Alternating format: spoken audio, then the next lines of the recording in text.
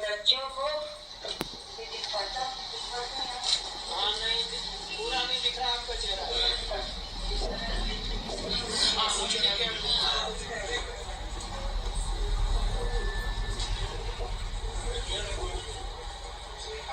माननीय अध्यक्षा श्री कुंभा और आप सब एवं मित्र, मुझे कटकर बोलने का मुहावरा नहीं है।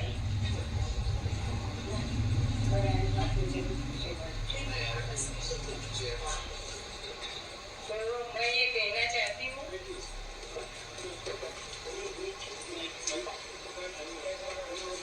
आप जिसमें आपको अच्छा ठीक है तो ये दे दीजिए, आप इधर रखिए।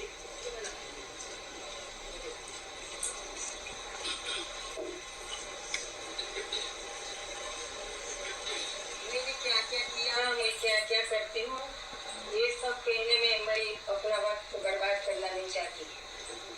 मैं कहना चाहती हूँ कि बाल साहित्य कैसा होना चाहिए, मैं क्या समझती हूँ इसके लिए और उसको मैं किस प्रकार फॉलो करती हूँ।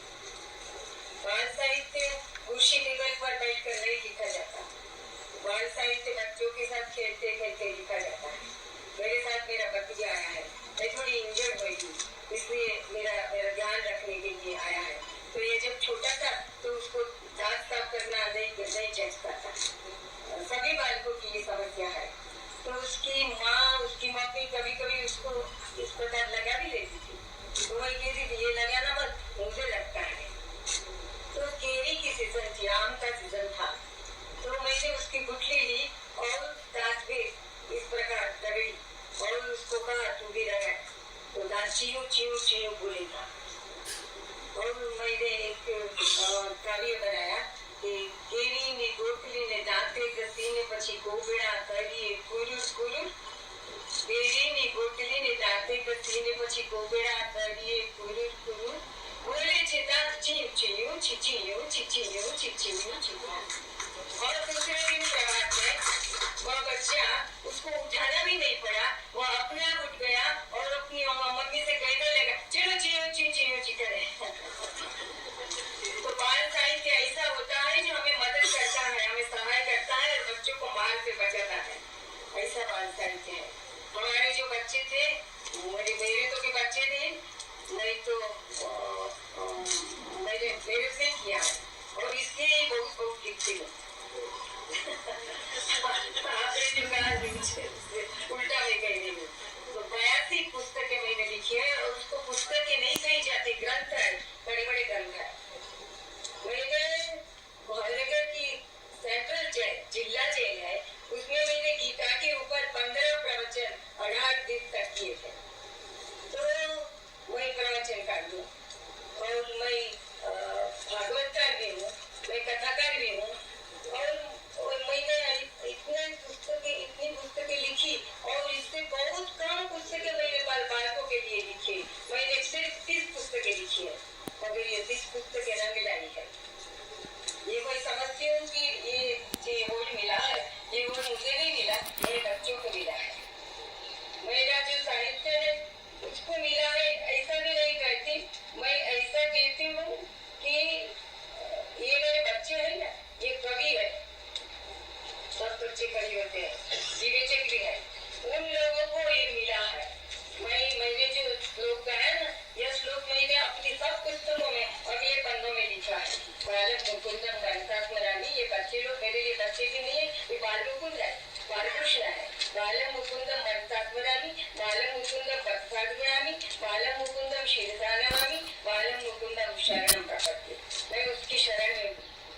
तो मैं उन लोगों की आराधिका हूँ, ये लोग मेरे आराध्य देव है, इसलिए मैं समझती हूँ कि ये और आराध्य देवों को मिला है, और ये जो मेरा पदार्थ है ना, ये आराध्य करने के पदार्थ है। तो अब मैं थोड़े लोगों को याद करना चाहती हूँ कि जिन लोगों ने मेरी पीठ थपथपाई है। एक है दर्शक साहब, बड़े तंजुल, आपने नाम सुना होगा, बड़े उपन्यासकार थे। तो उन्होंने मुझे तो कोई ख्याल नहीं था, मैं उनको पहचानती थी, मगर वे तो मुझे पहचानते भी नहीं थे और कभी मिले भी नहीं थे। मगर एक दफा उन्होंने कहा कि आपको जो गुजरात साहित्य अकादमी ने जीजूभाई बंदेका नामक गोल्ड मेडल दिया है, उसके ऊपर ये लिखा है सर्वोत्कृष्ट बाल साहित्य लिखने के लिए समर्पण करें। तो ये मैंने दिलाया था, मैंने कहा था कि ये लायक व्यक्ति है। तो मैं आज उनको याद करती हूँ, वे तो दिवंगत हो गए हैं, मैं उनको याद करती हूँ कि उन्होंने मेरी पीठ थपथपाई थी। और दूसरे एक साहित्यकार थे सुंदरम, कवि श्री सुंदरम, गांधी युग के दो ऐसे कवि हुए जिसको हम बहुत मान से याद करते हैं, एक उमाशंकर जोशी और एक सुंदरम ने मुझे मेरा जो पहला पाठ पुस्तक था बहुत साल पहले प्रकट हुआ था, उसमें उन्होंने मेरे लिए प्रस्तावना लिखी थी और उसमें उन्होंने मुझे आधुनिक वीरा कहा था। तब से सब मुझे आधुनिक वीरा समझते हैं। तो सुंदरम को भी मैं याद करती हूँ। और दूसरे एक साहित्यकार थे, उनका नाम था बालजीवन प्रकाशित होता रहा था बड़ोदे से, रमणलाल भाई शाह। तो सब बालजीवन में वे मेरा कार्य छापते थे, सब बालजीवन। तो वे सब तो मेरी पेट थपथपाते थे। मेरे दादा, मेरे पिताजी के पिताजी और उनके भी पिताजी, मेरे बड़े दादा, ये बड़े कवि थे। मौजगढ़ के राजा ने उनको एक मकान लेने को दिया था। तो मैं समझती हूँ मेरे पास ये जो कहानी की और कविताओं की गंगोत्री गंगा आई है, वो वही गंगोत्री से आई है। वे लोग कवि थे, इसलिए मैं कवियत्री हूँ, वास्तव में कवियत्री हूँ। मैंने बहुत कुछ लिखा था। एक दो बातें मैं ऐसा कहना चाहती हूँ कि जिससे साबित हो जाए कि अपने बच्चे हैं ना, सामान्य नहीं है, ये हमारी आलोचना कर सकते हैं, इसलिए हमें ऐसा लिखना चाहिए कि वे हमारी आलोचना न करें। तो मैं उसका एक दृष्टांत दूँ। बहुत जानी मानी एक कहानी मैंने मेरे भतीजे मेरे पांचे से कही थी, उसका नाम था मनन। तो बहुत जानी मानी कहानी है, इसलिए मैं उसको बहुत बड़ी बनाकर नहीं कहूँगी। एक खेत में एक हाथी घुस आया, इसलिए कृषक था, डंडा ने कटोरा। तो हाथी ने कहा, आज जो तुमसे मारे हैं तो कल मैं तुझे इंद्र के दरबार में ले जाऊंगी और वहाँ बड़े लड्डू होंगे, सबसे कह देना, सब तेरे पेट पकड़ कर लटक जाए और मैं ले जाऊंगा। तो दूसरे दिन हाथी आया, ये कृषक पेड़ पकड़ कर लटक गया, उसके पेड़ पकड़ कर बकरी लटक गई, उसके पेड़ पकड़ कर बच्चा लटक गया, उसके पेड़ पकड़ कर बच्ची लिपट गई, और उन सबके पेड़ पकड़ कर उसके दोस्त लिपट गए। बीच रास्ते कृषक के बच्चे ने पूछा, पापा इंद्र के दरबार में लड्डू कितने पड़े होंगे? तो उसने इस प्रकार हाथ फैलाया और कहा, इतने बड़े। मगर कहने का भी वक्त नहीं था, जो हाथ लंबा है फैलाए आराम से सारा लफ्ज़ में पीछे किया गया। हमें तो उसमें हंसी आती है, मगर ये बचा हंसा नहीं। मैंने उससे पूछा, क्यों तुम हंसा नहीं? तो उसने कहा कि स्टोरी बोगस थी। मैंने कहा, क्यों बोगस थी? क्योंकि जो इंदिरा के दरबार में लड्डू खाने को मिलते थे, तो वो यहाँ घास खाने के लिए आया क्यों? ये कहानी गलत है। तो हमारे बच्चे ऐसे हैं कि हमें नापास कर देते हैं। मैंने भी ऐसे इतना साहित्य, इतनी कहानी, इतने रखे मेरे पास बचाए कि जो उन्होंने सराहा, जो कहानी उन्होंने सराही नहीं, वो मैंने कूड़े में डाल, क्योंकि ये विवेचन है, ये कवि भी है। एक छोटा सा दृष्टांत देकर बैठ जाऊंगी, क्योंकि मैं कविता भी लिखती हूँ, मैं कहानी भी लिखती हूँ, मैं तो विवेचक हूँ, क्योंकि मैं प्राध्यापक थी कॉलेज में मैंने एमए में गोल्ड मेडल लिया था। मैं एमए पीएचडी हूँ और पीएचडी की गाइड भी थी, मगर मैंने सर्विस छोड़ दी। चली गई। उन्होंने कहा कि आप फिर से मांग लो तो हम आपको गाड़ी बनाएंगे, उसको मुझे कुछ भी बनता नहीं है। अब मुझे बच्चों की फूफी या मौसी ही बनना है। उमाशंकर जोशी ने मुझे कहा था कि बच्चे लोगों से कहना कि ऐसी फूफी ऐसी मौसी किसी बच्चे को नहीं मिली होगी। तो ये मेरे साथ मुझे मिले हुए प्रमाण पत्र है जो मैं अवार्ड से भी बड़ा गिनती हूँ। ये बच्चे इन बच्चों ने भी दिए थे और ये बड़े बड़े लेखक ने दिए थे। उमाशंकर तो कहते थे कि मैं बड़े बड़े लोगों के लिए उपन्यास लिख सकता हूँ मगर बच्चों के लिए कहानी नहीं लिख पाता।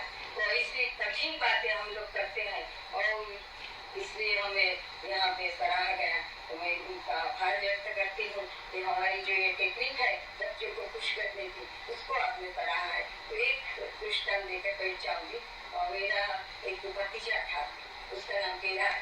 तो हमारे यहाँ रोज 10 बजे मैं कहानी पढ़ती हूँ बच्चों को, ये सुनते हैं और कहानी पूरी हो जाए कि मच्छरदानी में ही हम नाटक करते हैं, इसी कहानी का नाटक करते हैं। तो 10 बजे ऐसा हम करते हैं। तो मैंने एक दफा हम लोग संस्कृत को गाते हैं सोते सोते पहले सत्य विभेदा पद में नाथ समुद्रोहित रंग वचन समुद्रो नतारंग। ये सुनकर उसको आता था मगर उसने कहा कि मैं इसका अर्थ नहीं समझ पाता क्योंकि ये संस्कृत में है। तो गुजराती में बना दो, मैं गाऊँ भगवान का भजन, इसलिए मैंने बना दिया। मैं गुजराती में ही आपको कहूँगी, सारा भजन नहीं गाऊंगी। मैं समझती हूँ कि गुजराती में इसमें नाचनी कहते हैं, नाचनी कविता की सिर्फ नाचनी ही करनी चाहिए, सारा नहीं गाना चाहिए। तो यह गीत इस प्रकार था कि श्याम मारा सपना आओ। गुजराती और हिंदी में बहुत तफावत नहीं है, आप समझ सकेंगे कि श्याम मारा सपना आओ मारे बगीचे फूल खिलेगा सुखवाने आओ कि श्याम मारा सपना आओ दफ्तर पार्टी लईने साथे मणवाने आओ कि श्याम मारा सपना आओ। और अंतिम अंतरे थे, सब अंतर में छोड़ दिया, अंतिम अंतरा भी आपको कहती हूँ कि सपना आओ ए माशू साचकला आओ कि श्याम तमे सपना आओ। तो वो खड़ा हो गया, वो गट गाया, लंबा हो गई। मैंने क्या किया उसको, वो बोगस रहता है। तो उसने बतलाया कि आपने गाया कि सपना में आओ ए माशू, सपने में आप आए, इसमें क्या सचमुच आए, साचकला आओ। ऐसा कहने के बाद फिर श्याम मारा सपना में आओ, ऐसा नहीं गाना चाहिए। ऐसा जो आप गाए तो श्याम झुंझला जाएगा कि सचमुच जाऊं या सपने में जाऊं। इसलिए मैंने उसे बताया कि ऐसा है कि अब जब अंतरा गाते हैं ना तो ऊंचे जाते हैं सुर में, तो नीचे आ जाना चाहिए, फिर से सा पर आ जाना चाहिए। इसलिए ये दो पंक्ति गाई जाती है। तो उसने बताया कि मैं आपको बिना दो पंक्ति गाए नीचे उतार लाऊं, उतार ला। तो उसने गाया सपने में, रापड़े तो गुजराती में गाइए, सपना मा आओ ए माशू साचकला आओ कि श्याम तमे साचकला आओ कि श्याम तमे साचकला आओ। बिना दो पंक्ति गाए वो उनके नीचे ले आया। तो मैं कहना चाहती हूँ कि ये सामान्य बच्चे नहीं है, मेरे घर के बच्चे हैं या आपके घर के बच्चे हैं या दूसरे लोगों के बच्चे हैं, मगर ये सब तेजी बात है, इसके बाद मगज है। ये हमें ऐसा नहीं परोसना चाहिए कि वे हमारी आलोचना करें, मगर ऐसा परोसना चाहिए कि वे आए और हमें गले लगा दें। मैं जब कहानियाँ कहने को जाती हूँ ना तो बच्चे लोग मुझे गले लगाते हैं।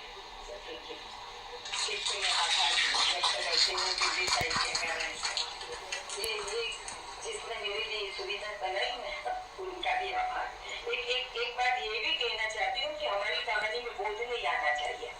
उसमें से क्या बोझ मिला, देखो उसमें से यह बोझ मिलता है, यह हमें नहीं कहना है, हमें उसको मनोरंजन देना है, मगर कहानी में गीत में ऐसी सुविधा रखनी है कि उनको अपने आप बोझ मिल जाए। Thank you.